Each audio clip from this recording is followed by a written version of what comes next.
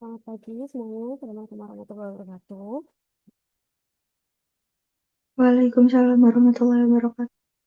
Nah, baik kita lanjutkan perkuliahan kita di kelas 6 sampai 2 ya. Hari ini kita akan berdiskusi yang pertama adalah komplikasi persalinan.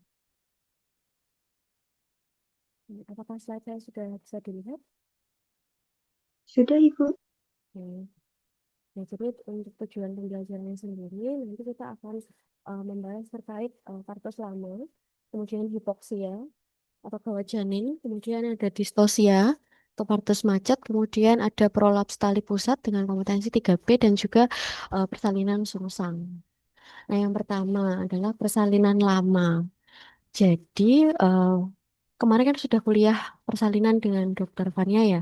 Nah, ini adalah patologisnya gitu ya. Jadi, persalinan lama itu adalah waktu persalinannya memanjang karena kemajuan persalinannya yang terhambat. Jadi untuk diagnosisnya sendiri itu kita bisa pakai atau teman-teman bisa mengingat-ingat kala-kala persalinan kan kala persalinan itu ada kala satu, kala dua, kala tiga, kala empat. Nah, kala satu sendiri itu kan udah fase laten dan juga fase aktif. Nah, kita menyebut persalinan ini lama kalau berangkatnya dari fase aktifnya terlebih dahulu. Jadi, kalau satu fase aktif itu kita mulainya kan dari pembukaan 4 cm ya. Nah, kalau di partograf itu sudah lewat dari garis waspada atau sudah masuk di garis bertindak, ini berarti sudah masuk kategori dari persalinan lama. Sedangkan kalau pada fase eksklusinya atau kala duanya, ini persalinan lama atau kala dua memanjang, ini tidak ada kemajuan penurunan bagian terendah janin pada persalinan kala dua. Batas waktunya berapa lama? Jadi untuk nulipara atau persalinan anak yang pertama, itu batasnya 2 jam. Kalau untuk multipara, itu batasnya 1 jam. Batas 1 jam, 2 jam ini dimulainya dari kapan? Ini dimulainya dari awal memasuki kala dua. Jadi tanda-tanda persalinan itu akan dimulai itu adalah ada namanya pembukaannya sudah lengkap atau pembukaan 10 cm. Kemudian ada tanda-tanda persalinan seperti ada dorongan meneran, ada tekanan anus. Dorongan meneran itu berarti ingin mengejan. Kemudian ada tekanan anus, jadi anusnya itu membuka kayak gitu. Kemudian perineumnya melonjol, nah, itu berarti kan tertekan oleh kepala janin. Kemudian yang terakhir itu adalah vulva membuka. Jadi vulva vaginanya membuka itu juga karena ada penekanan dari si kepala janinnya. Nah, batas persalinan lama itu untuk nulipara itu adalah 2 jam. Jadi dari pembukaan lengkap atau dari adanya si perjol vulka Dorantegnus perjol vulka tadi. Jadi singkatannya jembatan keledainya untuk tanda-tanda persalinan itu adalah doran, teknus, perjol, vulka. Dorongan meneran. Teknus, tekanan anus. Perjol itu perineum menonjol. Vulka itu adalah vulva membuka. Nah, dari awal kala dua itu batasnya 2 jam kalau nulipara. Jadi dari mulai kala dua itu harus sudah lahir selama 2 jam. Kalau setelah 2 jam ini kok tidak lahir, ini berarti sudah masuk kategori persalinannya lama untuk kala dua atau kala dua memanjang. Kalau untuk multipara itu batasnya cuma 1 jam gitu. Tapi kalau untuk pasien-pasien yang menggunakan analgesik epidural ini berbeda, maksimal 3 jam untuk nulipara dan 2 jam untuk pasien multipara. Nah, ini yang kalah satu fase aktif yang tadi saya ceritakan.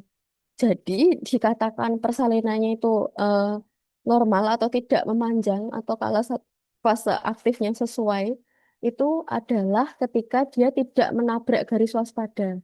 Garis waspada itu garis yang di depan, nah, garis bertindak ini yang belakang. Kalau misalnya jam 8 pembukaannya 5 cm, kemudian 4 jam kemudian pembukaannya 7 cm.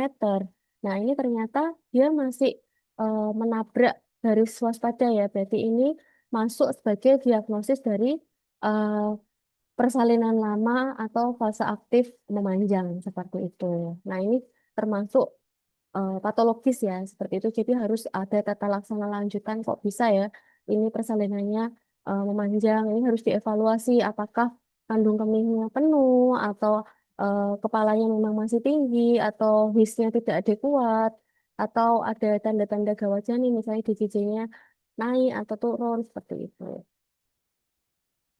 Nah, fase-fase persalinan normal kita ingat kembali. Jadi, seperti yang tadi sudah saya reminder, persalinan normal itu ada empat kala. Kala satu, kala dua, kala tiga, kala empat.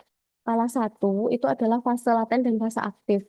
Fase laten ini ketika pembukaan serviks 1 sampai 3 cm.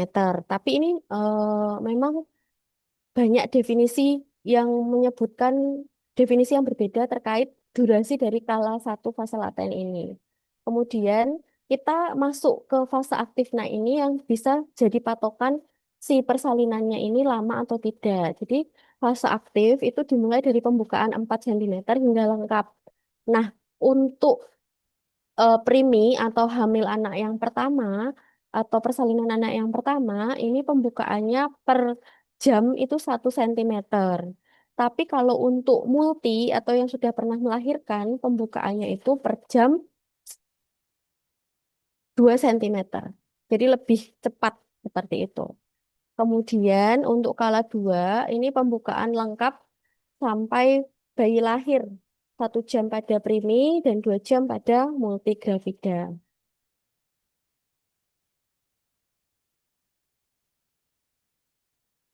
Kemudian untuk kala 3 ini segera setelah bayi lahir sampai plasenta lahir lengkap. Ini sekitar 30 menit. Jadi dari bayinya lahir sampai plasentanya lahir lengkap ini durasinya diperkirakan sekitar 30 menit.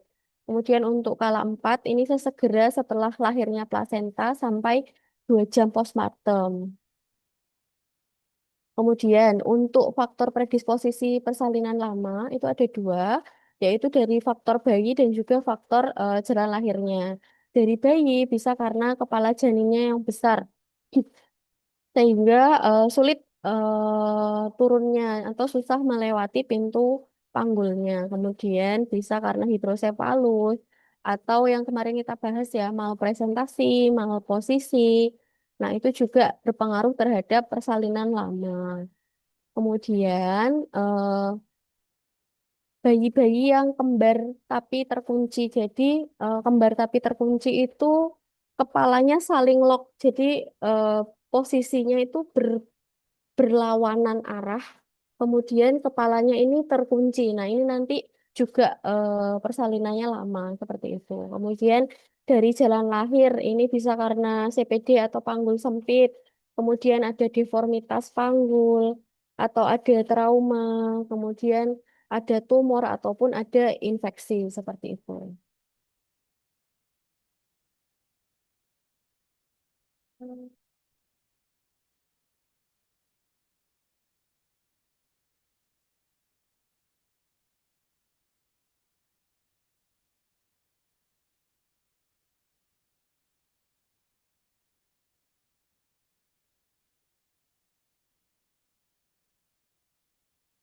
Kemudian untuk tata laksana atau tindakan yang dilakukan pada partus lama itu kembali lagi dengan penyebab dari si partus lamanya ini kenapa. Kan kemarin kita sudah ingat ya, faktor-faktor yang menentukan persalinan itu ada 3P plus 1 dari psikis ya. P yang pertama itu adalah power, P yang kedua adalah passenger, dan P yang ketiga itu adalah passage. Nah, power ini bisa karena his tidak adekuat. Jadi his itu adalah kontraksi uterusnya ketika persalinan. Itu disebutnya sebagai HIS. Nah, HIS dengan frekuensi kurang dari 3 kali per 10 menit dengan durasi kontraksinya itu kurang dari 40 detik ini dianggap tidak adekuat untuk memicu persalinan. Ini jadi bisa menyebabkan partusnya lama.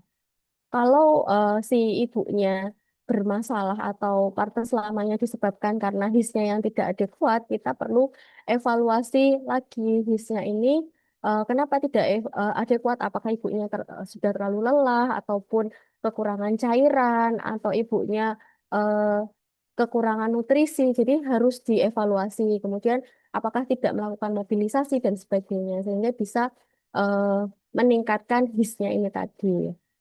Kemudian yang kedua itu adalah passenger atau dari janinnya. Bisa malpresentasi atau malposisi ataupun janin besar. Nah, yang ketiga ini adalah passage. Itu misalnya dari kelainan jalan lahirnya atau ada tumornya dan sebagainya. Jadi untuk tata laksananya ini harus tahu dulu penyebab dari partus lamanya apa. Kemudian eh, tata laksananya mengikuti penyebabnya. Misalnya partus lamanya karena kepalanya tidak turun-turun. Nah, kepala tidak turun-turun ini dievaluasi kandung kemihnya mungkin penuh, ibunya tidak bisa BAK misalnya atau apa. Jadi kalau bisa berkemih secara spontan dianjurkan untuk berkemih, tapi kalau tidak bisa mungkin bisa dibantu dengan kateterisasi seperti itu. Atau penyebab-penyebab yang lain seperti yang sudah saya sebutkan, misalnya kurang nutrisi, kurang cairan, atau yang lain itu juga bisa berpengaruh terhadap partus lama ini tadi. Nah, ini adalah gambaran dari persalinan sungsang. Kemarin sudah kita bahas ya, posisi sungsang itu yang seperti apa. Jadi bisa bokong murni, kemudian complete bridge, incomplete bridge, seperti itu. Nah, komplikasi dari persalinan sungsang sendiri itu ada dua, ada untuk janin dan juga ada untuk ibu. Kalau untuk janin, ini bisa terjadi kematian perinatal, bisa prolaps tali pusat, tali pusatnya ikut keluar gitu ya. Kemudian ada trauma pada bayi akibat tangan dan kepala yang menjuntai, pembukaan serviks yang belum lengkap ataupun CPD. Kemudian jari ini juga beresiko asfiksia karena prolaps tali pusat atau kompresi tali pusat, pelepasan plasenta dan kepala macet. Jadi ketika kalau sungsang itu kan bokongnya yang masuk panggul dulu. Nah, ketika bokongnya itu masuk panggul, otomatis ketika bokong ini lahir, kepalanya kan baru mengikuti untuk masuk panggul. Nah, kepala ketika masuk panggul itu kan tali pusatnya kan bisa saja terjepit antara kepala janin dan eh, tulang-tulang di area rongga panggul, sehingga ini bisa memicu terjadinya asfiksia pada janin karena kompresi tali pusat, seperti itu. Kemudian bisa jadi perlukaan atau trauma pada organ abdominal ataupun pada leher. Kalau pada ibu, ini bisa berisiko pelepasan plasenta atau solusi plasenta, kemudian perlukaan vagina ataupun endometritis. Tata laksana persalinan sungsang ini ada dua, bisa SC, bisa juga pervaginam. Jadi nggak semua persalinan sungsang itu pasti SC, tapi diupayakan ketika kita mendapatkan pasien sungsang itu dilahirkannya adalah di fasilitas kesehatan yang siap untuk SC seperti itu. Jadi tidak di fasilitas kesehatan yang primer. Jadi untuk yang SC ini bisa presentasi bokong pada primigravida, kemudian double footling bridge, pelvisnya kecil ataupun malformasi janinnya sangat besar. Kemudian bekas SC dengan indikasi CPD dan juga kepala yang hiperekstensi atau defleksi. Sedangkan untuk pervaginam, persalinan sungsang pervaginam ini bisa terjadi pada persalinan yang sudah lengkap, misalnya sudah lengkap ya sudah dilahirkan gitu kan. Kemudian bayi preterm yang kemungkinan hidupnya kecil atau bayi kedua pada kehamilan kembar. Jadi kalau bayinya kembar sih, bayinya kecil, maksud saya bayinya kecil, sungsang itu masih mungkin untuk persalinan pervaginan. Tapi kalau bayinya besar, bokongnya itu memang bisa lewat ya. Tapi kan ketika kepalanya engage, kepalanya masuk, ini kadang itu bisa lebih sulit untuk penurunan kepalanya karena bayi itu kan melakukan rotasi interna, ketika engagement melakukan rotasi interna, rotasi eksterna, sampai ekspulsinya. Nah, ini berbeda ketika sungsang. Posisi ekspulsinya itu kan harus dibalik seperti itu. Nanti kita akan melihat gambarnya supaya lebih jelas ya. Kalau diceritakan seperti itu kurang terlalu jelas.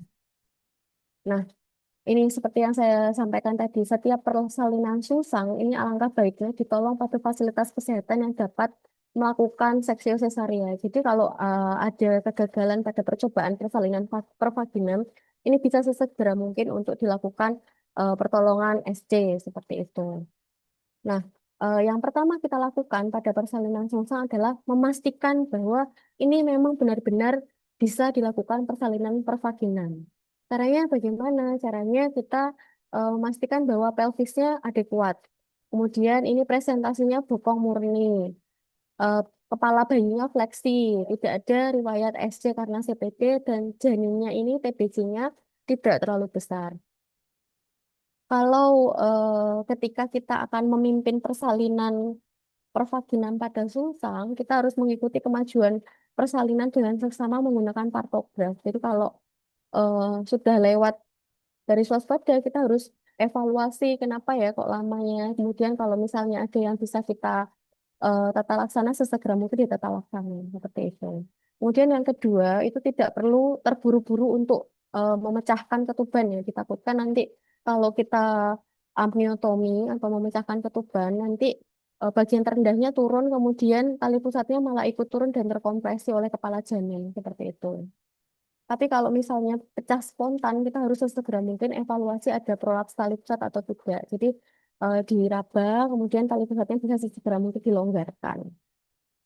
Kemudian kita juga harus edukasi ibunya untuk tidak mengedan sebelum pembukaan lengkap. Hal ini dimaksudkan supaya vaginanya atau jalan lahirnya tidak udem. Jadi nanti kalau udem ini mempersempit passage-nya sehingga nanti bisa mempengaruhi kemajuan persalinan. Kemudian kepala janin ini harus lahir maksimal 8 menit sejak batas kelahiran pusatnya. Jadi seperti yang saya ceritakan ya, kalau pokoknya sudah lahir gitu kan, kemudian dari sudah sampai pusatnya lahir, ini dari pusat sampai kepalanya keluar, ini cuma dikasih waktu 8 menit, harus cepat. Kenapa? Karena itu tadi dikhawatirkan nanti ada kompresi pada tali pusatnya. Bayinya kan kepalanya masih di dalam. Nah, kalau misalnya tali pusatnya terkompresi, berarti kan bayinya tidak mendapatkan asupan oksigen yang cukup. Nah, ini nanti ditakutkan malah terjadi asfiksia segera setelah lahir, seperti itu. Makanya harus cepat untuk persalinan kepala dari pusat yang sudah lahir seperti itu. Kemudian apabila terjadi prolaps tali pusat dan kelahiran pervaginam tidak memungkinkan, maka lakukan seksio sesarea segera mungkin. Kalau DJJ-nya juga takikardi, ini juga dilakukan SC.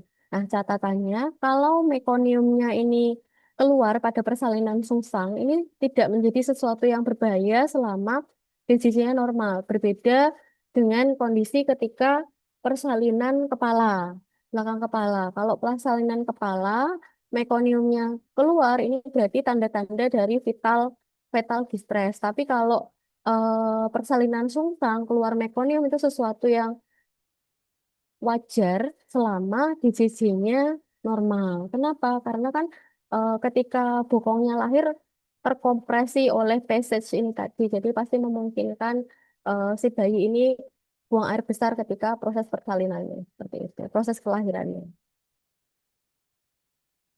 Nah, ini tadi juga kurang lebih sama ya. Jadi direncanakan persalinannya di rumah sakit, kemudian segera mungkin observasi fetusnya secara ketat, kemudian eh, pemeriksaan dalam ini dilakukan ketika ketubannya pecah untuk menyingkirkan kemungkinan prolaps tali pusat.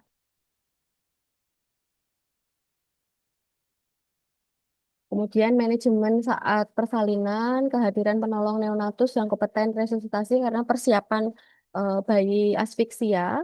Kemudian kandung kemihnya ini harus kosong.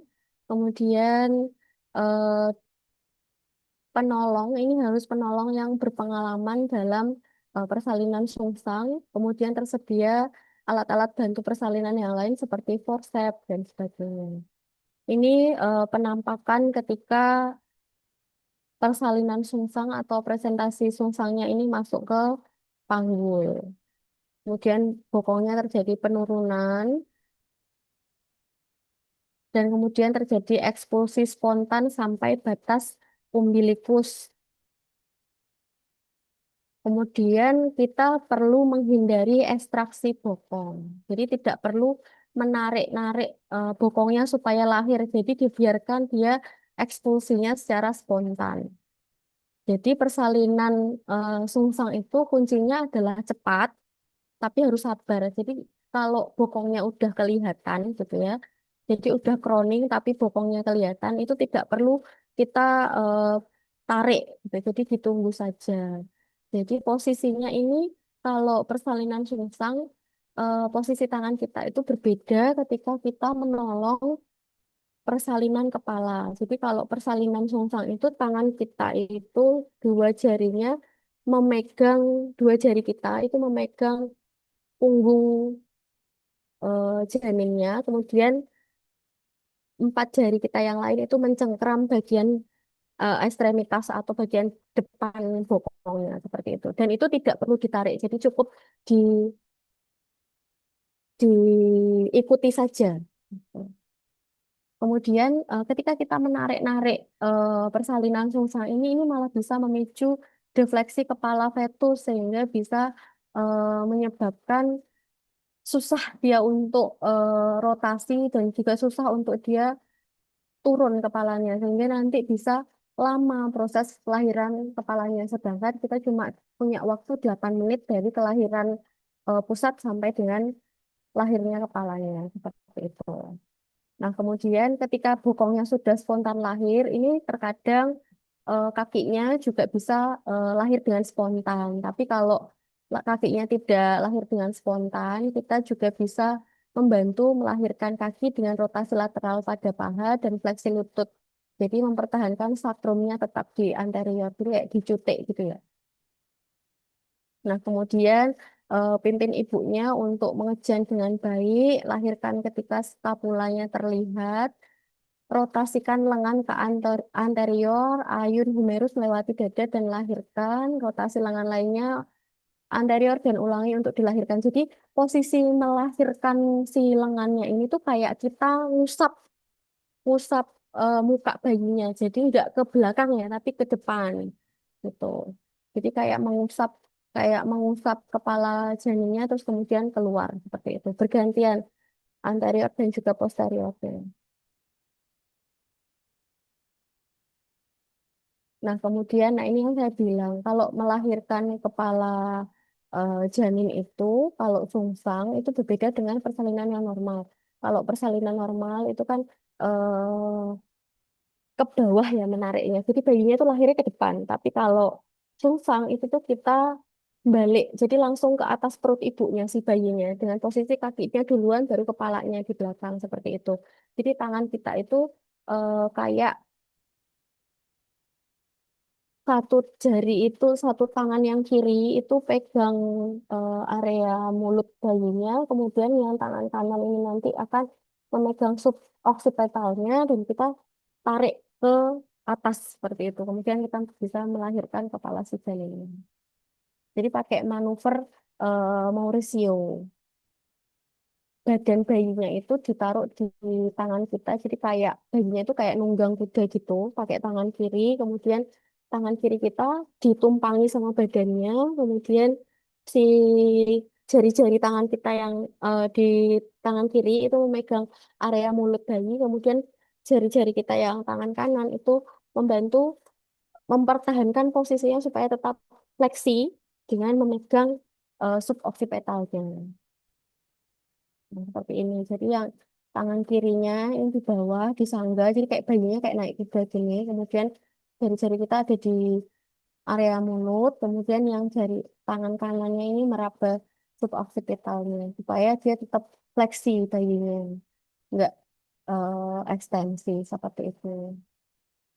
Kemudian bisa juga persalinannya dibantu dengan menggunakan forcep. Tapi forcep ini sudah jarang digunakan ya karena resiko-resiko yang muncul itu lebih banyak seperti itu. Kemudian sesegera mungkin dievaluasi bayinya, agar skornya berapa, kemudian asfiksi atau tidak, dan seterusnya.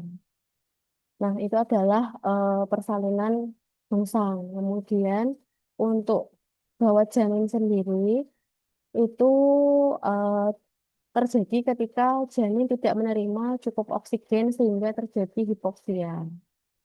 Gawat janin dalam persalinan ini bisa terjadi jika persalinannya berlangsung lama. Jadi persalinan lama itu kan biasanya lama banget ya. Jadi nanti ini juga berpengaruh terhadap eh, asupan oksigen ke janin seperti itu. Kemudian induksi persalinan dengan oksitosin. Jadi kalau ada persalinan yang di drip atau diinduksi dengan oksitosin, itu kontraksinya jadi hipertonik, jadi kontraksi terus gitu. Jadi seharusnya itu kan yang bagus ada kontraksi, ada relaksasi ya. Setelah kontraksi, relaksasi. Setelah kontraksi, relaksasi. Jadi ada waktu untuk janin itu mendapatkan asupan oksigen yang cukup seperti itu. Tapi kalau diinduksi itu kontraksinya hipertonik, jadi terlalu padat. Jadi akhirnya tidak ada cukup waktu relaksasi untuk bayi mendapatkan asupan oksigen seperti itu. Kemudian gawat janin juga bisa terjadi ketika terjadi perdarahan ataupun infeksi. Nah, kemudian bisa juga terjadi insufisiensi plasenta. Ini biasanya pada postpartum ataupun pada preeklamsia. Nah, diagnosis gawat janin itu kita tahunya dari DJJ-nya, DJJ abnormal. DJJ yang normal itu adalah kisaran dari 100 sampai 160 kali per menit. Kalau kurang dari itu ataupun lebih dari itu berarti sudah termasuk DJJ yang abnormal. Kemudian pemantauan DJJ yang paling optimal itu adalah menggunakan kardiotopografi atau NST. Tapi kalau misalnya tidak tersedia, ini bisa menggunakan Doppler ataupun fundandoskop atau stetoskop seperti itu. Kemudian DJJ yang abnormal itu juga DJJ yang irregular. Jadi kadang-kadang ditemukan DJJ lebih dari 180 kali per menit, tapi disertai takikardi. Nah, ini merupakan reaksi pada janin-janin yang ibunya mengalami demam ataupun obat-obat yang menyebabkan takikardi seperti tokolitik dan juga pada amnionitis seperti itu. Kemudian bahwa janin itu juga bisa ditandai dari mekoniumnya. Mekonium itu kan yang normal adalah warnanya jernih. Tapi kalau mekoniumnya kental, ini merupakan indikasi perlunya percepatan persalinan dan penanganan mekonium pada saluran nafas atau atas neonatus. Tapi mekonium yang dikeluarkan pada persalinan sungsang ini bukan merupakan tanda kegawatan kecuali bila dikeluarkan pada awal persalinan. Jadi tanda gawat janin itu dari DJJ yang abnormal dan juga dari mekonium. DJJ yang abnormal itu bisa DJJ yang ready ataupun yang taki ataupun DJJ yang irregular seperti itu. Jadi teman-teman harus sering-sering mendengarkan suara denyut jantung janin. Jadi bisa searching aja suara DJJ yang normal itu seperti apa. Jadi ada nanti akan tahu ketika irregular itu iramanya seperti apa. Mungkin duk duk duk duk duk duk. Nah, itu irregular. Jadi bisa cepet tapi tiba-tiba lambat atau duk duk duk kayak gitu. Jadi kan harusnya lep duk kayak gitu ya. Jadi eh, kalau irregular ini juga merupakan diagnosis dari gawat janin. Kemudian yang kedua itu adalah mekonium. Mekonium untuk persalinan kepala. Jadi bukan mekonium untuk persalinan sungsang. Iya. Jadi kalau mekonium persalinan kepala ini kita harus siap-siap nanti ditakutkan ada meconial aspiration syndrome atau MAS. Nah, ini bisa berisiko infeksi pada saluran nafas janin setelah lahir juga seperti itu. Nah, ini tata laksananya pun akan berbeda dengan persalinan-persalinan yang ketubannya atau cairan amniannya jernih seperti itu. Oke, kemudian faktor-faktor predisposisi gawat janin, persalinan berlangsung lama, induksi persalinan dengan oksitosin, ada perdarahan, ada infeksi, ataupun insufisiensi postpartum atau preeklamsia. Nah, kalau kita dapat kasus gawat janin, apa yang dilakukan gitu ya? Kalau posisi gawat janinnya ketika diinfus drip oksitosin, drip oksitosinnya bisa di stop terlebih dahulu, kemudian ibunya diposisikan miring kiri supaya tidak menekan pembuluh darahnya yang di area abdomen, kemudian diberikan oksigen, kemudian bisa dirujuk ke rumah sakit. Kalau penyebabnya diketahui karena demam atau obat-obatan tertentu, ini bisa ditata laksana seperti itu.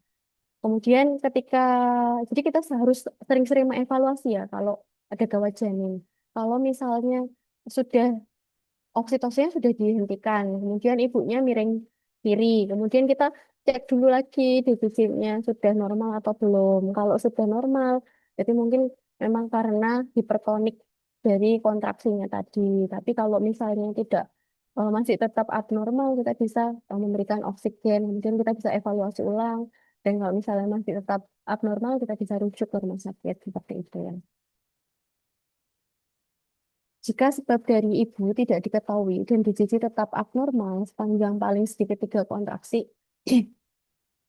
lakukan pemeriksaan dalam untuk mencari penyebab gawat janin. Jika terdapat perdarahan dengan nyeri hilang timbul atau menetap, ini pikirkan kemungkinan solusio plasenta. Jadi kalau ada perdarahan, ditakutkan DJJ abnormalnya karena solusio plasenta.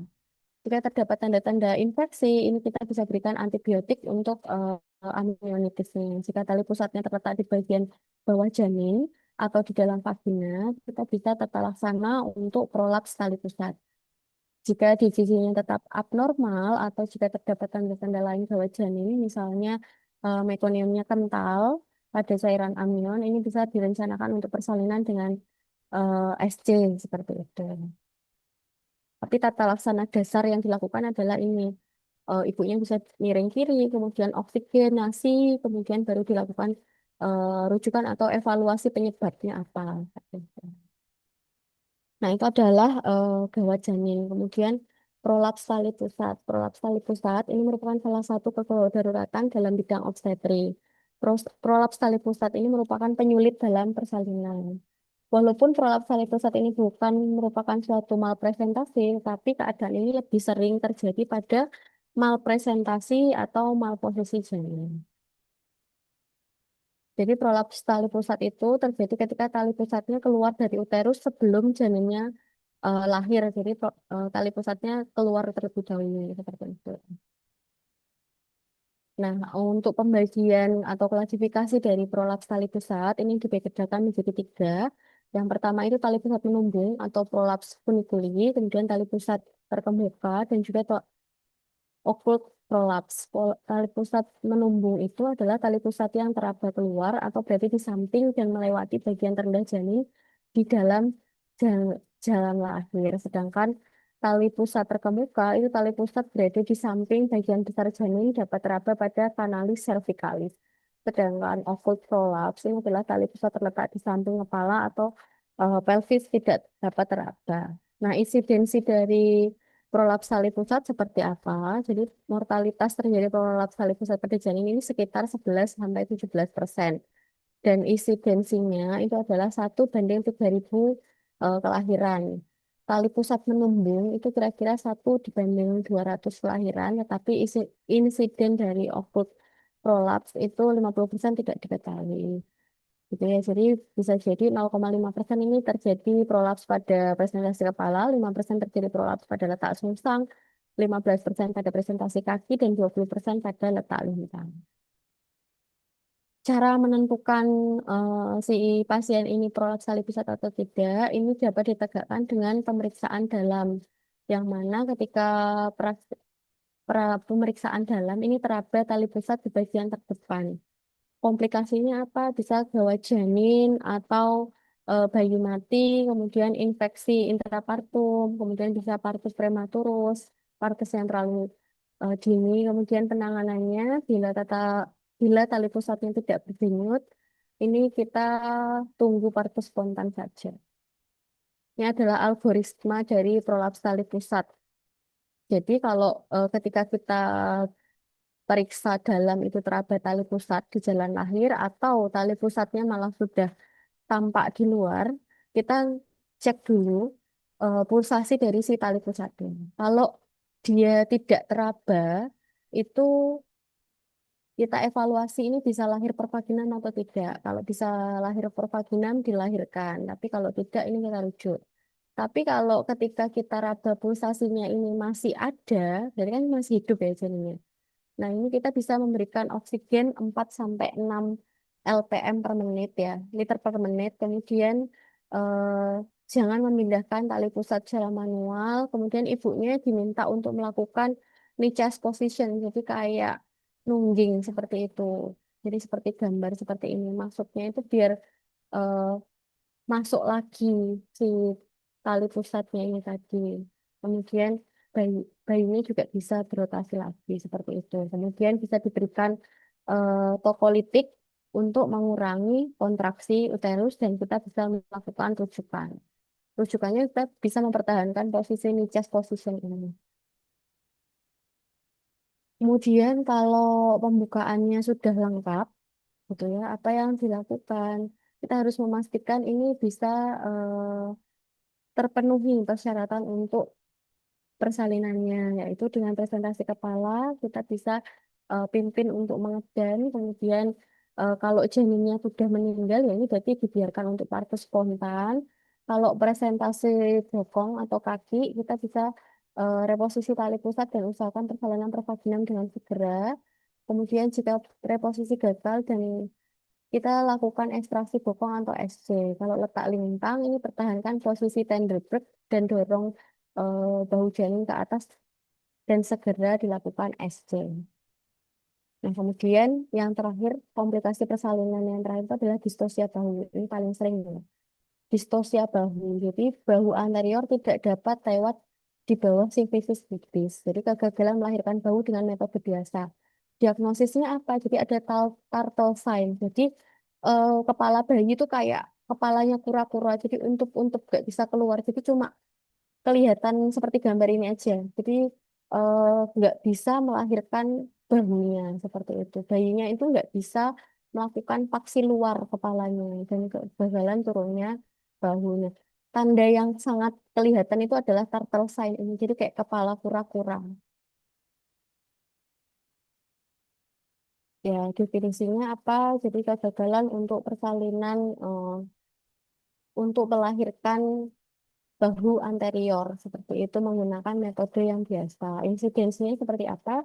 Sekitar 1 sampai 2 per 1000 kelahiran. Dan terjadi pada 16 per 1000 kelahiran dengan berat bayi yang besar atau makrosom atau lebih dari 4 kilo seperti itu. Kemudian komplikasi dari distosia itu apa? Bisa komplikasinya ke fetal atau neonatus, itu bisa fraktur klavikula dan humerus. Ini sering banget terjadi ketika distosia ya.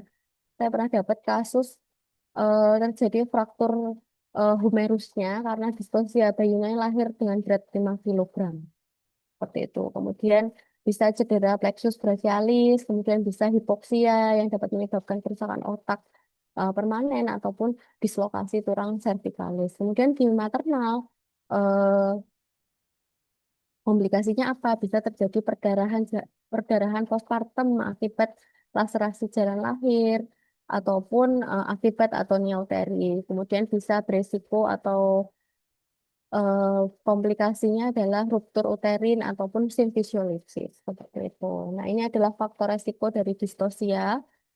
Faktor resiko dari distosia itu adalah postpartum pregnancy atau kelahiran lewat bulan atau kehamilan serotinus. Kenapa kehamilan serotinus ini menjadi faktor resiko distosia? Jadi ketika bayi itu semakin matur, maka bahunya itu kan akan semakin keras ya seperti itu. Jadi akan lebih susah untuk dia berotasi ataupun eh, susah ketika melewati ketika semakin keras tulangnya dia akan lebih susah ketika dia melewati jalan lahirnya seperti itu sehingga dia berisiko untuk macet tidak bisa lahir bahunya seperti itu. Kemudian maternal obesity ini hubungannya dengan kemungkinan nanti bayinya makrosom juga seperti itu. Kemudian selanjutnya adalah makrosomnia, ini sudah pasti ya. Kemudian previous shoulder dystocia, jadi riwayat distosia bahu sebelumnya. Kemudian persalinan-persalinan berbantu sebelumnya. Kemudian persalinan lama ataupun kondisi-kondisi yang ibunya diabetes tidak terkontrol seperti itu. Nah, pencegahannya apa? Jadi, pencegahan distosia bahu ini kita bisa menawarkan tindakan SC pada persalinan vaginal berisiko tinggi seperti bayi-bayi yang makrosom, bayi-bayi yang sangat besar, lebih dari 4 kilo ya. Kemudian riwayat distosia bahu pada persalinan sebelumnya ataupun kalau dua yang memanjang dengan bayi besar. Kemudian kita harus identifikasi dan obati diabetes pada ibu. Kemudian kita harus selalu bersiap bila sewaktu-waktu terjadi. Kenali adanya tanda distosia seawal mungkin, perhatikan waktu dan segera minta pertolongan begitu distosia bahu diketahui. Jadi diagnosisnya itu seperti gambar ya, kepalanya sudah lahir, tapi macet di kepala aja, jadi bahunya tuh nggak bisa keluar seperti itu. Jadi kepalanya itu udah lahir, tapi ibunya itu tetap meneran dengan vulva dengan kencang seperti itu. Dan dagu ini tertarik dan menekan perineum, jadi seperti kepala kura-kura yang di awal tadi.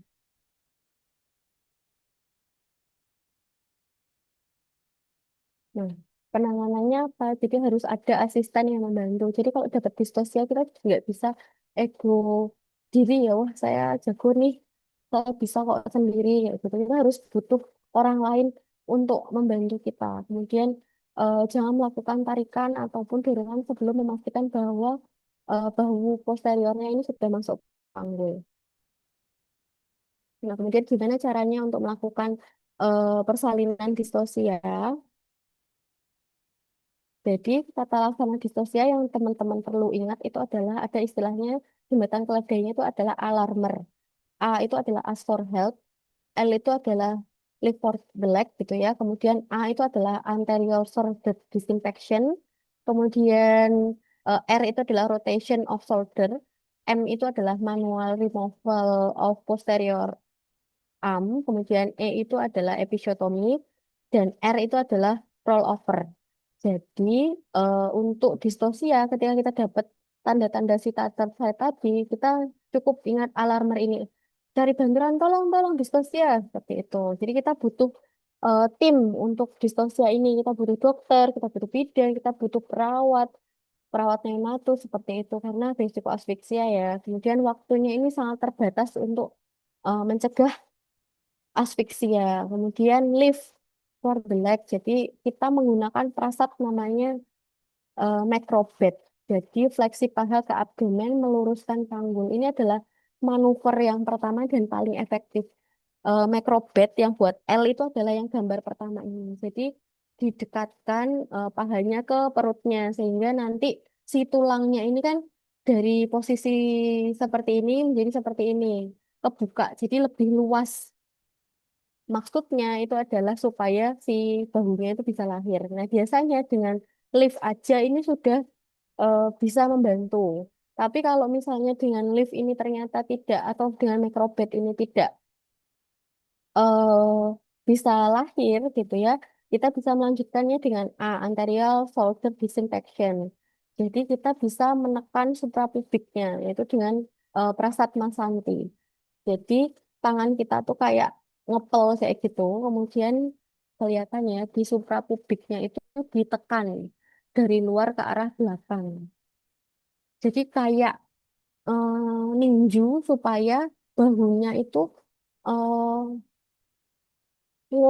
ngecil, ya, mengecil ke arah dadanya gitu loh. Kemudian kalau tidak berhasil juga bisa dilanjutkan dengan manuver Rubin yaitu putar bahu ke posisi miring. Nah, ini juga sebetulnya sulit dilakukan ya. Kalau gambar memang kelihatannya gampang, cuma masukin tangan aja. Tapi kalau real case-nya, kan kepalanya udah penuh ya di vulva gitu. Jadi kita ketika akan memasukkan tangan ini memang lebih susah. Biasanya sih dari microbed aja ini sudah cukup membantu. Kemudian dibantu dengan masanti, penekanan dari luar itu sudah cukup membantu. Tapi kalau misalnya memang tidak bisa, ini kita bisa memutar bahu ke posisi miring oblik sehingga bisa lahir bahunya seperti itu. Kemudian rotation of shoulder ini bisa menggunakan manuver Wood. Ini ataupun kita bisa menggunakan kombinasi antara Rubin dan Woods yang disebut corkscrew manuver. Nah, tujuannya ini adalah memutar bahu agar keluar dari posisi tersangkut. Memang kelihatannya gampang ya, tapi ini ternyata sangat susah untuk dilakukan. Kemudian manual removal of posterior arm, jadi keluarkan lengan posterior. Ini keuntungannya dia mengurangi diameter bahu dan mempermudah kelahirannya. Kalau sudah lahir satu kan otomatis lebih eh, kecil ya diameternya sehingga bahu anteriornya bisa lahir juga seperti itu.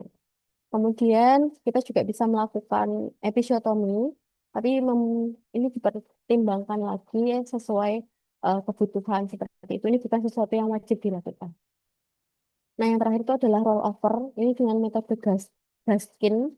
Jadi ibunya diposisikan untuk knee chest position sama kayak posisi ketika prolaps tali pusat tadi. Nah, dalam tata laksana distosia ini kita wajib untuk menghindari 4P ini. Yang pertama itu panik. Jadi kita tetap harus tenang dan ikuti algoritma alarmer saja. Kemudian kita tidak boleh puling atau menarik-narik kepalanya karena ini bisa resiko cedera saraf. Kemudian kita tidak perlu menekan-nekan fundusnya kan. Tadi macet ya bahunya, terus mungkin pengen didorong supaya lebih cepat turunnya. Ini nanti malah bukan semakin turun, tapi nanti malah semakin parah impaksi dari bahunya. Jadi kan harapannya itu dengan manuver-manuver yang dari alarmer itu, bahunya kan menyempit ya. Tapi kalau kita tekannya dari fundus, bisa kebayang ya sesuatu yang nggak bisa lewat, tapi kita dorong dari atas. Nah itu kan bukan diameternya kecil, tapi malah semakin melebar seperti itu. Jadi makin susah untuk lahirnya. Kemudian kita juga tidak boleh pivoting atau menekuk kepala secara tajam. Ini cedera resiko cedera leher dan juga resiko cedera tulang belakang. Nah, ini tadi yang lift macrobed manuvernya. Jadi dideketin, ditarik kakinya deket sama perut ibunya supaya di tulang panggulnya ini atau rongga panggulnya ini kebuka seperti itu.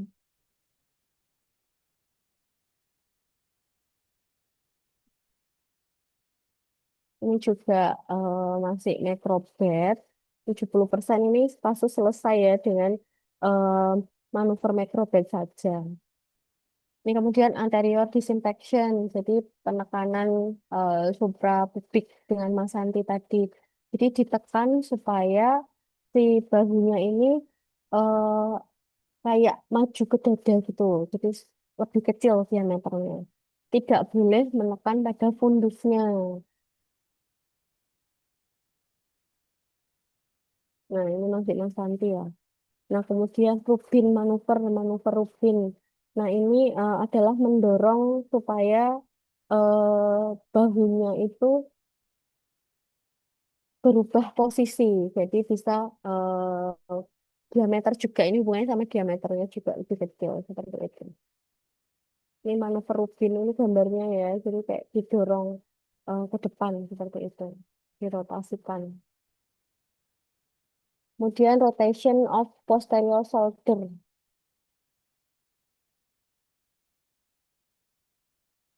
Ini bisa dilihat ya gambarnya. Kemudian ini untuk wood screw manuvernya.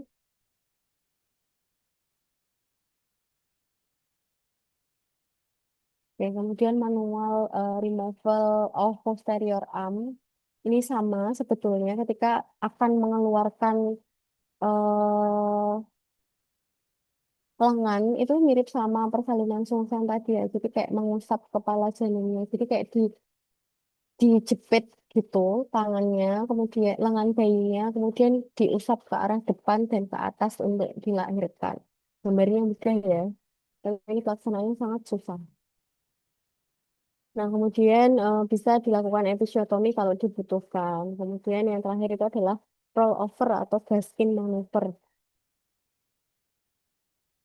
Ini Gaskin manuvernya. Jadi kalau misalnya memang tidak bisa dari alarmer tadi sampai tidak berhasil, ini kita bisa melakukan Gaskin maneuver harapannya. Ini posisinya dengan perubahan posisi ini bisa memberikan atau bisa meningkatkan space yang lebih sehingga bisa membantu persalinan dari eh, bahu posteriornya. Seperti itu. Nah, ini adalah algoritma dari penanganan disposia ini sebetulnya sama dengan alarmer. Jadi kalau persalinannya macet karena disposia, berarti langsung minta tolong atau A. Kemudian posisikan ibunya, ini bisa dilakukan. Ini dari buku pedoman tata laksana kesehatan ibu ya. Kemudian bisa dilakukan episiotomi kalau di sini. Kemudian dilanjutkan dengan manuver macrobed dan juga penekanan suprasintesis. Ini sebetulnya sama dengan alarmer, kurang lebihnya sama. Oke, itu adalah untuk komplikasi persalinan. Kemudian selanjutnya adalah komplikasi nifas.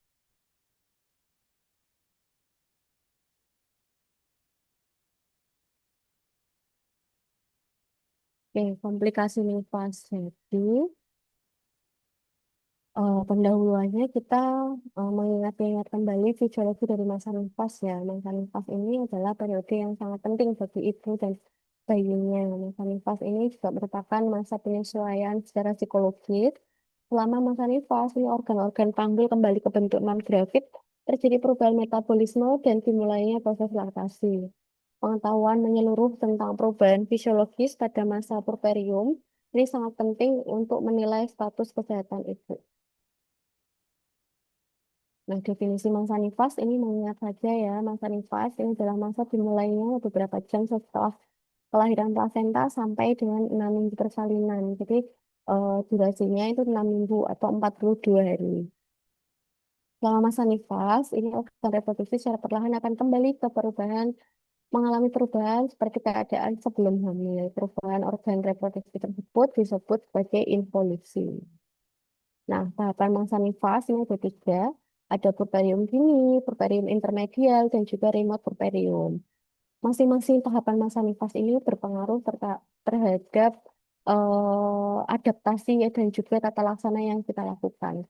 Puerperium dini ini merupakan masa pemulihan, di mana ibu mulai untuk mobilisasi lagi, kemudian eh, penyesuaian intinya adalah adaptasi dari proses persalinannya itu tadi. Kemudian untuk puerperium intermedial ini adalah masa pemulihan di mana organ-organ reproduksinya secara berangsur-angsur akan kembali ke keadaan sebelum hamil. Masa ini berlangsung kurang lebih selama 6 minggu atau 42 hari. Nah, untuk remote puerperium ini sendiri, ini adalah waktu yang dibutuhkan untuk pulih dan sehat kembali dalam keadaan sempurna, terutama bila ibu selama hamil atau waktu persalinan mengalami komplikasi. Nah, untuk durasi dari remote puerperium ini berbeda untuk setiap ibu tergantung dari berat ringannya komplikasi yang dialami selama hamil ataupun persalinan. Nah, selama masa nifas ini sepertinya sudah disampaikan oleh dokter Fania ya, lewati saja. Intinya itu adalah ketika nifas itu kan ada involusi uteri, itu yang paling penting. Jadi segera setelah plasenta, segera setelah bayi lahir, tali pusat uterus itu tingginya adalah sebatas pusat. Kemudian setelah plasentanya lahir, itu tali uterusnya itu setinggi 1 jari di bawah pusatnya, seperti itu. Nah ini tadi, jadi setelah bayinya lahir setinggi pusat, setelah plasentanya lahir bisa 1 sampai 2 jari di bawah pusat. Kemudian 1 minggu setelah persalinan, ini bisa pertengahan antara pusat dan simfisis. Kemudian 2 minggu ini sudah tidak teraba di atas simfisis. Kemudian bertambah kecil dan sebesar normal setelah 8 minggu persalinan. Nah, yang perlu diingat ketika nifas itu adalah ciri khasnya itu adalah adanya lokea. Jadi lokea ini adalah sekret yang berasal dari kavum uteri dan vagina selama masa nifas. Lokea ini dibedakan menjadi 4. Jadi ada Lokea rubra, Lokea sanguinolenta, Lokea serosa, dan juga Lokea alba. Lokea rubra ini tuh bisa 2 hari pertama persalinan. Ini warnanya tuh merah terang, jadi kayak darah darah segar seperti itu. Kemudian sanguinolenta ini 3 sampai 7 hari. Ini kuning, warnanya kuning, berisi darah sampai lendir. Kemudian Lokea serosa ini 7 sampai 14 hari. Ini kuning dan tidak berdarah. Dan yang terakhir itu adalah Lokea alba. Ini setelah 14 hari ini sudah putih kekuningan. Kenapa ini menjadi sesuatu yang penting untuk diingat-ingat? Ini wajib hafal ya lokea ini, jenis-jenis lokea ini. Karena ketika teman-teman mendapati lokea yang misalnya sudah hari ketujuh tapi warnanya masih merah lah, ini teman-teman perlu curiga, jangan-jangan ada subinvolusi uteri seperti itu. Atau lokeanya berbau atau keluar cairannya seperti nanah, seperti itu. Nah, itu berarti terjadi leukemia purulenta, jadi ada infeksi seperti itu. Jadi ini perlu diingat-ingat ya antara bedanya rubra rubra, sanguinolenta, serosa, dan juga leukemia alba. Ini tidak perlu. Kemudian, nah, selama masa nifas ini juga ada beberapa hal yang perlu diperhatikan seperti hygiene-nya, istirahatnya, kapan bisa mobilisasi, dan yang terpenting itu adalah laktasinya. Kemudian kita juga perlu untuk memperhatikan asupan nutrisi yang masuk, kemudian perawatan payudaranya, kemudian BAB, BAK-nya, serta penggunaan kontrasepsi atau KB-nya.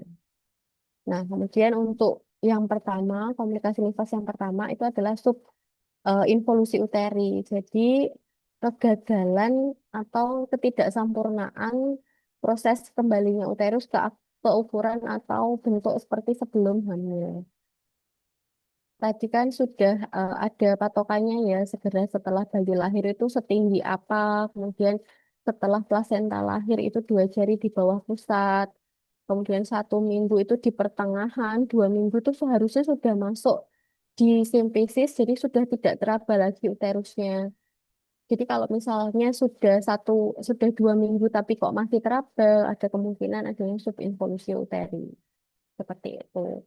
Nah, faktor-faktor yang bisa menyebabkan subinvolusi uteri ini bisa dari status nutrisinya, kemudian ibu-ibu yang tidak menyusui bayinya karena laktasi itu membantu kontraksi rahimnya atau mempercepat involusi uteri seperti itu. Kemudian ibu-ibu yang kurang mobilisasi terkadang itu memang banyak yang takut untuk bergerak segera setelah melahirkan ya karena mungkin masih nyeri atau takut jahitannya lepas dan sebagainya. Kemudian bisa dari usia, dari taritas yang terlalu banyak, kemudian ada faktor-faktor yang lain seperti sisa plasenta. Ini juga bisa mempengaruhi involusi uteri ataupun adanya infeksi ataupun inflamasi seperti itu.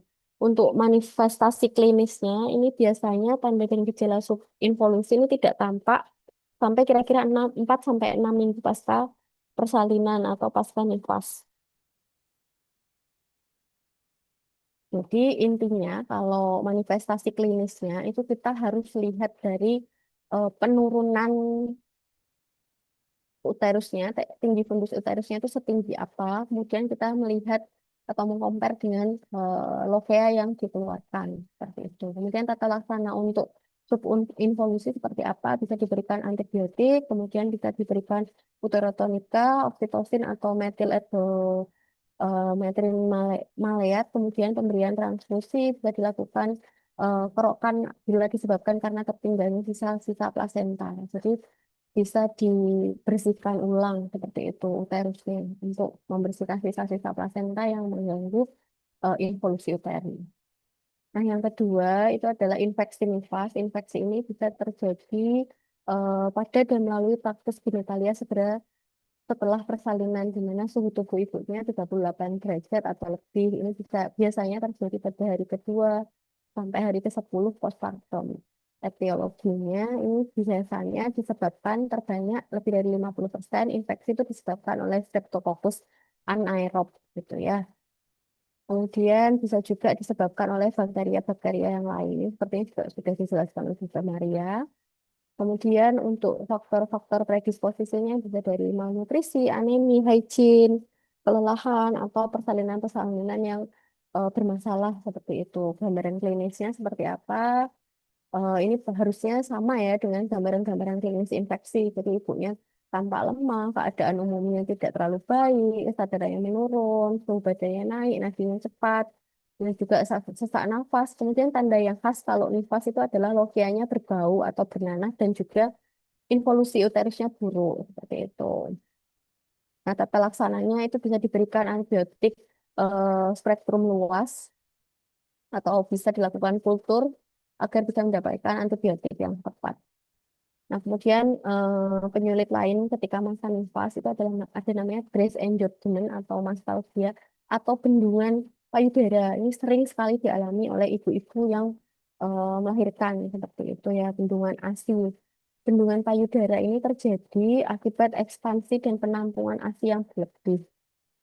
Jadi pada awal-awal menyusui itu kan bayi-bayi masih siklusnya itu kan masih banyak tidurnya ya. Jadi tidak terlalu banyak aktivitas membuka matanya dan dia aktivitas menyusunya tidak terlalu intens seperti itu. Kemudian dia juga masih adaptasi untuk menyusu, jadi belum terlalu jago biasanya bayi-bayi untuk menyusu di awal-awal kelahirannya. Sedangkan ketika hari-hari ketiga setelah melahirkan ini sudah mulai meningkat nih produksi ASINya. Akhirnya dari eh, pengosongan ASI yang tidak adekuat dibandingkan dengan produksinya yang baru naik, akhirnya terjadinya mastalgia ini atau bendungan ASI. Faktor predisposisinya apa? Bisa posisi menyusui yang salah atau penyapihan yang terlalu cepat. Jadi posisi menyusui yang salah itu seperti apa? Jadi kan bayi itu terkadang kalau teman-teman melihat ya sekarang itu kan atribut untuk menyusui itu kan banyak banget ya. Ada bantal menyusui lah, ada ini, ada itu. Nah, sebetulnya terkadang atribut yang banyak itu malah mengganggu posisi menyusui yang benar. Jadi sebetulnya posisi menyusui yang benar itu antara kepala sampai pantat itu sejajar atau seperti satu garis lurus seperti itu. Nah, kemudian kita tidak memegang belakang kepala bayi. Terkadang tuh ada yang menyusui itu kepala bayinya dipegang. Jadi itu tidak nyaman untuk bayi. Bisa dibayangkan ya kalau teman-teman lagi makan terus ada yang pegang kepalanya, dia mengarahkan ke kanan dan ke kiri itu sangat tidak nyaman. Nah, itu akhirnya membuat bayi itu malas untuk menyusu seperti itu. Kemudian penyapihan yang terlalu cepat. Ini maksudnya gini. Terkadang ibu-ibu tuh takut untuk menyusu anaknya bergantian atau terlalu lama di payudara yang salah satu antara kanan dan kirinya. Sehingga ganti-gantian nih, jadi netek kanan. Habis itu bentar udah diganti yang kiri. Nah, itu bisa menyebabkan pengosongan payudara yang tidak maksimal dan juga bisa memicu bendungan payudara juga. Seperti itu. Seharusnya cara menyusui yang benar itu adalah disusui pada salah satu payudara sampai bayi ini kenyang terlebih dahulu. Jadi bayinya itu kenyang nanti dia akan lepas sendiri, tidak perlu buru-buru untuk dilepaskan. Baru nanti ketika sudah selesai kosong, baru nanti disusui pada payudara sebelah ketika waktunya menyusu kembali seperti itu. Kemudian bisa juga mastalgia ini terjadi pada pemberian ASI yang jarang ya karena produksinya baru mau naik tapi pengosongannya tidak adekuat. Intinya nostalgia ini tidak imbang antara produksi dan juga pengosongan ASINya. Ataupun cracked nipple atau lecet payudaranya ini juga akhirnya mengganggu proses menyusui sehingga payudaranya terbendung seperti ini. Jadi besar sekali dan ini nyeri ya teman-teman. Kalau ada yang mengalami bendungan ASI ini nyeri. Jadi manifestasi klinisnya itu seperti apa? Jadi payudaranya bengkak keras, nyeri payudaranya. Nah, ini biasanya terjadi pada 3 sampai 5 hari pasca melahirkan, pasca persalinan. Ini bisa mengenai kedua payudara.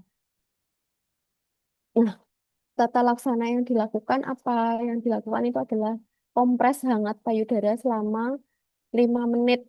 Tapi kalau mastitis itu kompresnya dingin. Tapi kalau masih bendungan itu kompresnya hangat. Kenapa dikompres hangat? Jadi ketika dikompres hangat, ini bisa membantu pengeluaran atau bisa melebarkan kapiler-kapiler atau ductus-ductus yang ada di mamainya sehingga nanti bisa mempermudah pengosongan payudaranya. Kemudian susukan bayi atau pompa ASI setiap 2 sampai 3 jam sekali.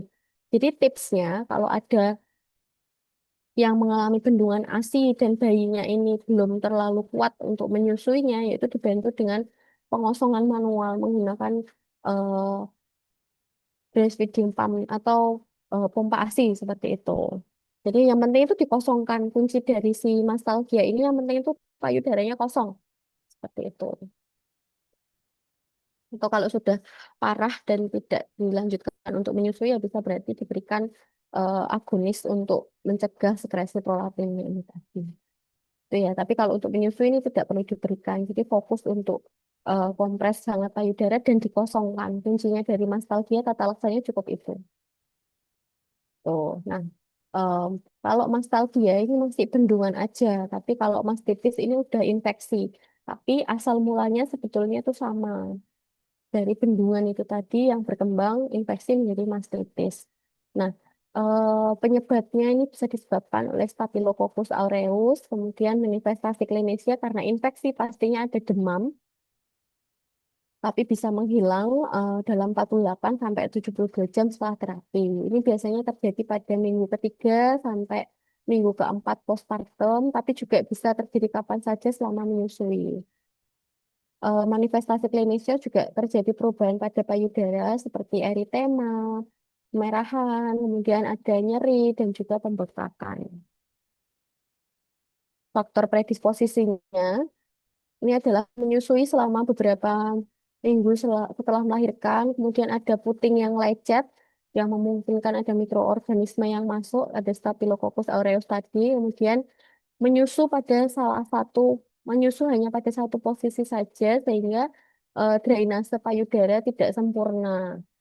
Menggunakan bra yang ketat yang bisa menghambat aliran ASI ataupun riwayat mastitis sebelumnya saat menyusui. Tata laksananya apa? Kalau bendungan ASI dengan kompres hangat, kalau mastitis ini tata laksananya dengan kompres dingin pada payudara untuk mengurangi bengkak dan nyeri. Beberapa jurnal yang pernah saya baca juga menyebutkan adanya efek yang cukup membantu dengan kompres menggunakan kol dingin seperti itu juga bisa mengurangi nyeri pada bengkak payudara atau mastitis. Oh, mastitis maksud saya. Kemudian bisa diberikan antipiretik paracetamol 3 kali 500 miligram per oral, bisa diberikan antibiotik juga. Kemudian tetap dorong ibu untuk menyusui dimulai dengan payudara yang tidak sakit. Bila payudara yang sakit belum kosong setelah menyusui, pompa payudara untuk mengeluarkan isinya. Sangga payudara ibu dengan debat atau bra yang pas. Lakukan evaluasi setelah 3 hari. Kunci dari masalah menyusui ini adalah pengosongan payudara. Gitu ya. Nah, kemudian ini perparahan dari mastitis. Ini adalah abses mama, gitu ya. Manifestasi klinisnya ada merah, fluktuasi, disertai demam. Kemudian tata laksananya ini bisa diinsisi dan drainase dan jangan menyusu terlebih dahulu. Jangan menyusui terlebih dahulu. Bisa diberikan antipiretik, paracetamol 3 kali 500 per oral, kemudian bisa diberikan antibiotik, fluoxetine dan ataupun eritromisin. Nah, ini adalah bedanya dari mastalgia, mastitis, dan juga abses mama. Mastalgia itu karena tidak menyusui. Intinya semuanya karena awal penyebabnya itu karena pengosongan payudara yang tidak adekuat. Jadi akibat tidak menyusui, posisinya salah, ini bisa bengkak, keras, nyeri, tapi tidak ada demam. Kalau mastitis itu ada tanda-tanda radang, kemudian ada demam, tidak ada fluktuasi. Kalau abses mama itu ada fluktuasi, ada demam. Itu bedanya mastalgia, mastitis, dan juga abses mama. Nah, kemudian masalah lain yang muncul ketika nifas itu adalah inverted nipple. Itu di mana puting payudara tertarik ke dalam payudara. Beberapa kasus puting ini dapat muncul keluar bila distimulasi, namun pada kasus lain retraksi ini menetap. Jadi bentuk putingnya datar atau terlalu pendek ini bisa menyebabkan kesulitan dalam menyusui bayinya. Jadi kalau istilah awamnya ini adalah puting mendelep kayak gitu. Jadi harusnya normalnya itu putingnya ini keluar ya. Kemudian kalau inverted nipple ini kayak datar seperti itu. Nah, ini juga banyak terjadi dan ini bisa mengganggu proses menyusui sehingga nanti juga bisa bendungan ASI dan sebagainya.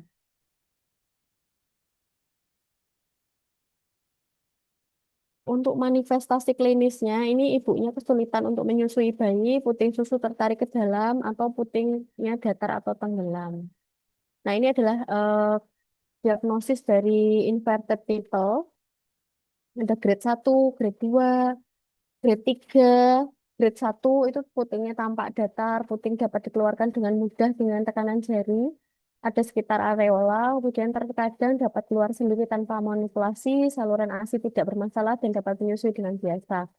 Kalau grade 2 ini dapat dikeluarkan dengan penekanan areola tapi kembali lagi masuk ke dalam.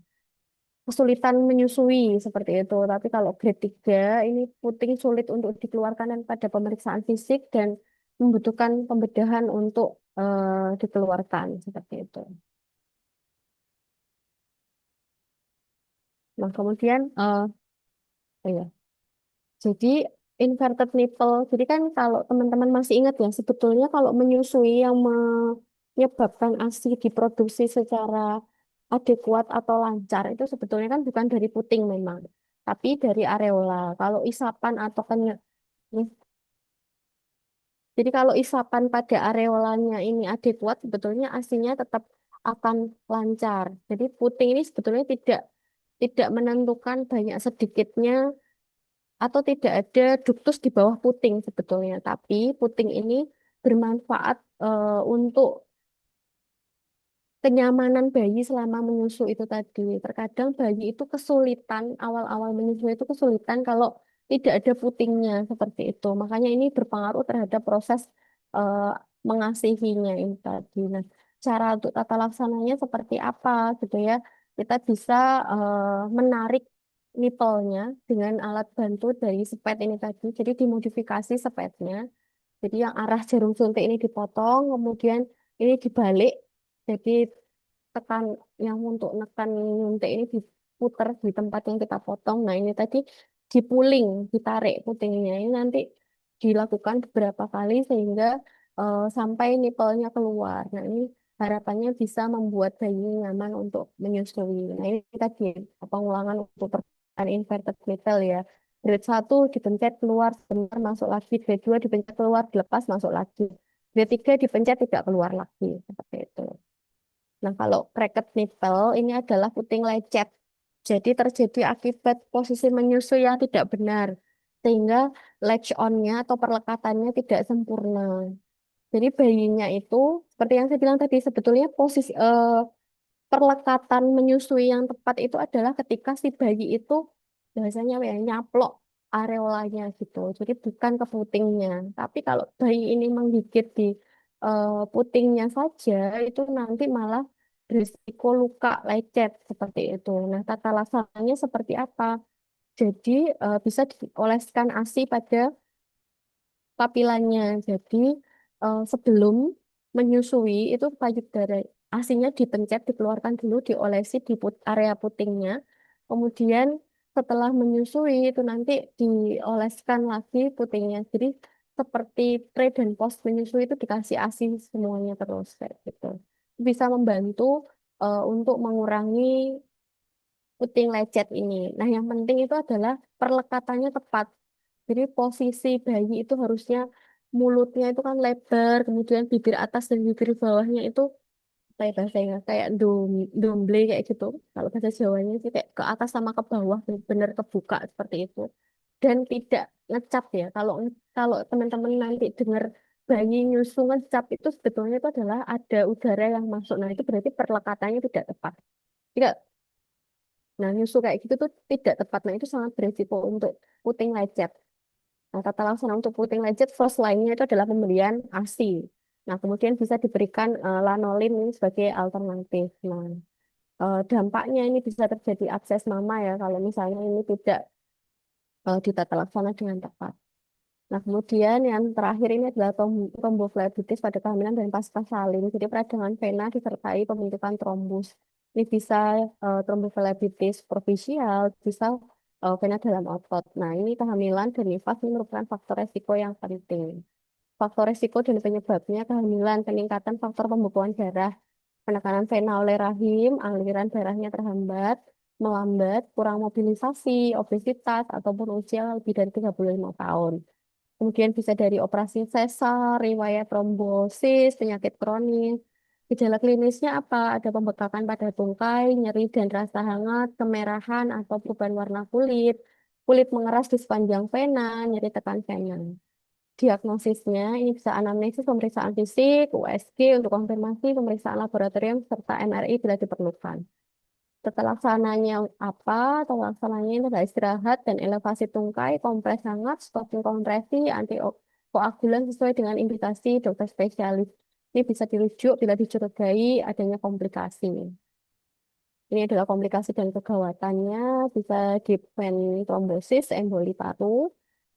Kemudian ada pencegahan dan edukasinya, yaitu dengan mobilisasi aktif selama kehamilan, hindari duduk yang terlalu lama, kemudian kontrol kehamilan rutin dan edukasi tanda bahaya dan pentingnya rujukan. Ya, mungkin itu aja untuk komplikasi nifas. Mungkin ada yang mau didiskusikan.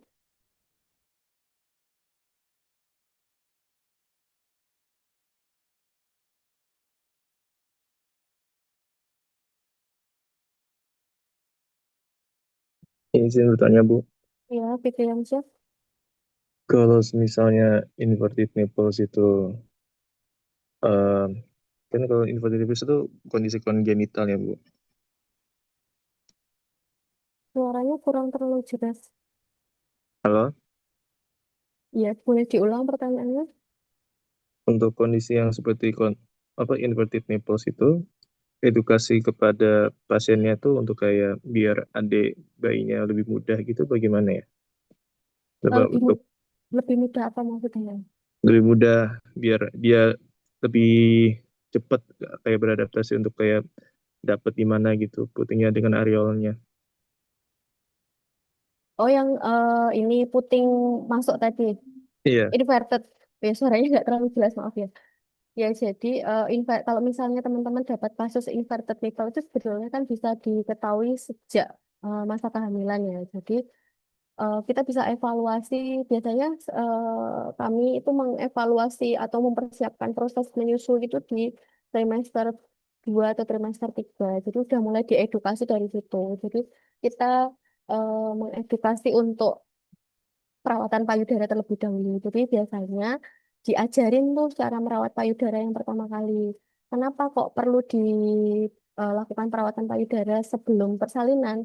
Karena terkadang ASI-ASI itu tidak keluar karena ada kotoran di area putingnya. Jadi tertutup eh, lubang-lubang dari saluran ductusnya itu tertutup di papilanya. Nah, itu harusnya bisa dibersihkan sedini mungkin sehingga ketika persalinan itu eh, atau ketika mengasihi itu lebih lancar seperti itu. Tapi kalau misalnya ada kasus-kasus seperti inverted nipple itu kita juga bisa edukasi untuk mempersiapkan dengan tadi eh, pooling dari si putingnya itu tadi. Biasanya kita ngajarin untuk menarik putingnya itu sehingga nanti ketika proses mengasihi atau proses menyusui itu lebih lancar. Tapi kalau misalnya grade 3 misalnya itu kan sudah susah ya dan itu tidak bisa untuk dipuling secara manual seperti itu. Nah, berarti kita juga bisa mengedukasi di mana latch on-nya itu supaya tepat gitu. Kuncinya itu sebetulnya di latch on-nya itu atau di perlekatannya. Jadi karena proses menyusui itu kan sebetulnya yang berpengaruh itu adalah ductus-ductus di bawah areola, bukan di putingnya. Tapi terkadang kalau putingnya masuk seperti itu tuh ada mempengaruhi tingkat kepercayaan diri dari ibunya, kemudian mempengaruhi kenyamanan dari bayinya juga. Nah, apa yang bisa dilakukan ya kita bisa mengedukasi, kita bisa mengarahkan di konselor laktasi sebetulnya itu ada. Tapi kalau misalnya nggak ada konselor laktasi, ya kita bisa mendampingi selama proses menyusuinya. Jadi bisa diedukasi gimana supaya latch on-nya itu tepat. Kemudian kita juga bisa, kan sekarang juga ada puting-puting sambungan itu juga ada. Jadi untuk membantu ibu-ibu yang nggak punya puting. Jadi itu maksudnya supaya si bayinya itu tetap bisa latch on dan ibunya itu tetap pede seperti itu. Fungsinya di situ sih. Yang penting itu kalaupun ada inverted seperti itu, ya kita edukasinya gimana supaya latch on-nya itu tetap tepat, tapi kalau misalnya grade-nya masih grade-grade kecil, ya kita bisa persiapan untuk pooling dari si nipple-nya itu tadi, seperti itu. Gimana, Putriansyah? Apakah kamu menjawab? Iya, menjawab Bu. Terima kasih. Ya, sama-sama. Apakah ada lagi? Izin bertanya Ibu. Ya, Anang, gimana? Tadi kan salah satu penyebabnya Lokia rubranya itu lebih dari 3 sampai 4 hari itu. Lokia rubra sih 2 hari. Kalau sudah lebih lama dari itu katanya ada plasenta yang masih kemungkinan tertinggal. Begitu, Bu. Apakah harus secepatnya dikurat atau bagaimana? Oke, terima kasih pertanyaannya. Jadi, memang kalau Lokia rubrianya itu kan rate-nya adalah 1 sampai 2 hari gitu ya. Kalau misalnya sudah 1 minggu kok masih Lokianya kok masih merah terus, ini kan harusnya sudah tidak tepat. Nah, ini bisa dicurigai mungkin ada subinvolusia uteri, kemudian mungkin ada sisa-sisa plasenta. Nah, yang dilakukan itu bisa kita melakukan pembersihan manual. Jadi nggak sampai kuret sih. Jadi cukup pembersihan manual. Jadi sejenis manual plasenta. Udah kuliah manual plasenta belum ya? Jadi ada manual plasenta kan, tindakan manual plasenta. Nah, tata laksana untuk sisa plasenta itu sebetulnya mirip dengan manual plasenta ini. Bedanya itu kita ngecekin lagi di dinding-dinding uterusnya ini apakah masih ada sisa-sisa plasenta atau tidak. Kalau misalnya ada, ini bisa dibersihkan dan kemudian dievaluasi lagi perdarahannya, kemudian involusi uterinya, dan seterusnya seperti itu. Itu aja. Baik, Bu. Terima kasih. Itu.